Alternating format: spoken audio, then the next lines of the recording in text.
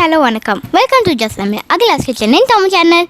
இன்றைக்கி நாம் ரொம்ப சிம்பிளான அதே சமயம் ரொம்பவே சீக்கிரமாக செய்யக்கூடிய உருளைக்கிழங்கு வறுவல் தான் பார்க்க போகிறோம்.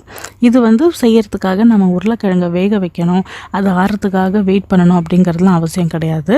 உங்ககிட்ட ஒரு 2-3 உருளைக்கிழங்கு இருந்ததுன்னா அதுக்கு டக்குன்னு நறுக்கி போட்டு இதை பண்ணிடலாம். 10 நிமிஷத்துக்குள்ளே இந்த உருளைக்கிழங்கு வறுவலை நீங்கள் செஞ்சு முடிச்சிடலாம். இதுக்கு தேவையான பொருட்கள் நான் டிஸ்கிரிப்ஷன் பாக்ஸில் கொடுத்துருக்கேன், நீங்கள் ஓப்பன் செஞ்சு பார்த்துக்கலாம். அப்படி இல்லை அப்படின்னா என்னோடய வெப்சைட்லேயும் நீங்கள் போய் பார்த்துக்கலாம். இதே ரெசிபி நீங்கள் இங்கிலீஷில் பார்க்கணுன்னா என்னோடய அகிலாஸ் கிச்சன் சேனலில் போய் பார்க்கலாம். வாங்க இப்போ செய்முறை எப்படிங்கிறத நம்ம பார்ப்போம். இந்த உருளைக்கிழங்கு வறுவல் செய்கிறதுக்காக நான் 2 மீடியம் சைஸு உருளைக்கிழங்கு தான் எடுத்திருக்கேன். அதை இந்த மாதிரி சின்ன சின்ன க்யூபாக கட் பண்ணிக்கிறேன். எல்லாமே ஓரளவு ஒரே சைஸாக இருக்கிற மாதிரி பார்த்துக்கோங்க, அப்போ தான் வறுக்கும்போது கொஞ்சம் கரெக்டாக இருக்கும். அதை நான் இந்த மாதிரி தண்ணியில் ஒரு 5 நிமிஷம் அந்த மாதிரி ஊற வச்சுக்கிட்டா போதும். ஏன் நான் தண்ணியில் ஊற வைக்கிறேன் அப்படின்னா அப்போ தான் எக்ஸஸ் ஸ்டார்ச் போயிடும். அதே மாதிரி நம்ம வறுக்கும்போது ஒன்றோடு ஒன்று உருளைக்கிழங்கு ஒட்டாமல் இருக்கும், கொஞ்சம் கிறிஸ்பியாகவும் உருளைக்கிழங்கு வறுப்படும். அதனால தான் நான் ஒரு 5 மினிட்ஸ் தண்ணியில் ஊற வச்சுக்கிறேன்.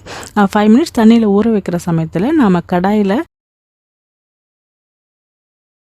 ஒரு 3 டேபிள் ஸ்பூன் எண்ணெய் விட்டு, எண்ணெய் காஞ்சதும் 1/4 டீஸ்பூன் கடுகு, ஒரு 1/4 டீஸ்பூன்லேருந்து 1/2 டீஸ்பூனுக்குள்ளே உளுத்தம்பருப்பு, 1/4 டீஸ்பூன் ஜீரகம், 1/4 டீஸ்பூன் சோம்பு. சேர்க்கணும் அப்படின்னு சொல்லிட்டு அவசியம் கிடையாது, பட் அது கொஞ்சம் நல்லா வாசம் கொடுக்கும் அப்படிங்கிறதுனால அதை சேர்த்துருக்கேன். ஸோ இப்போ எல்லாத்தையும் சேர்த்து நாம் லைட்டாக வறுத்துக்கலாம். ஒரு நிமிஷம் லைட்டாக வறுத்துக்கோங்க. பிறகு ஒரு 2 ஸ்ப்ரிங் கறி லீவ்ஸ் ஆட் பண்ணிக்கலாம், கருவேப்பிலை ஆட் பண்ணிக்கலாம். அதையும் சேர்த்துட்டு கொஞ்சம் வறுத்துக்கோங்க.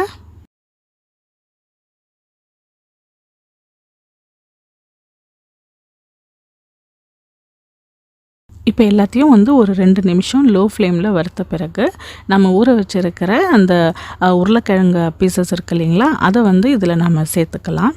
சேர்த்துக்கிட்டு ஒரு மீடியம் ஃப்ளேமில் எண்ணெயில் இந்த உருளைக்கிழங்குல நல்லா ஒரு வாட்டி வதக்கிக்கோங்க. எல்லா இடத்துலையும் எல்லா உருளைக்கிழங்குலையும் எண்ணெய் நல்லா படுற மாதிரி பார்த்துக்கோங்க. இப்போ நாம் மூடி போட்டு இதை ஒரு 5 நிமிஷம் மட்டும் இந்த உருளைக்கிழங்கை வேக விடுவோம். ரொம்ப வேக விட வேண்டாம், குழஞ்சி போயிடும். அதனால் ஒரு 5 நிமிஷம் மட்டும் வேக விடுவோம். அதே மாதிரி எந்த தண்ணியும் நம்ம சேர்க்க தேவையில்லை. நம்ம மூடி போட்டு வேக விடுறோம் இல்லைங்களா, அப்போ அதில் வர்ற தண்ணியே இது கரெக்டாக இருக்கும். அதனால் ஒரு 5 நிமிஷம் மட்டும் வேக விடுங்க. இதுலேயே ஆக்சுவலாக உருளைக்கிழங்கு ஒரு 50%க்கு நல்லா வெந்துடும். இப்போ தான் நாம் வேண்டிய மசாலா ஆட் பண்ண போகிறோம்.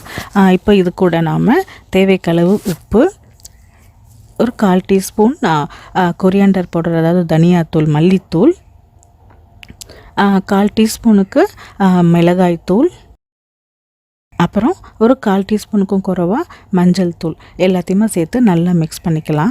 நீங்கள் கேட்கலாம், ஏன் இந்த மசாலா நான் முன்னாடியே சேர்க்கலை அப்படின்னு சொல்லிட்டு.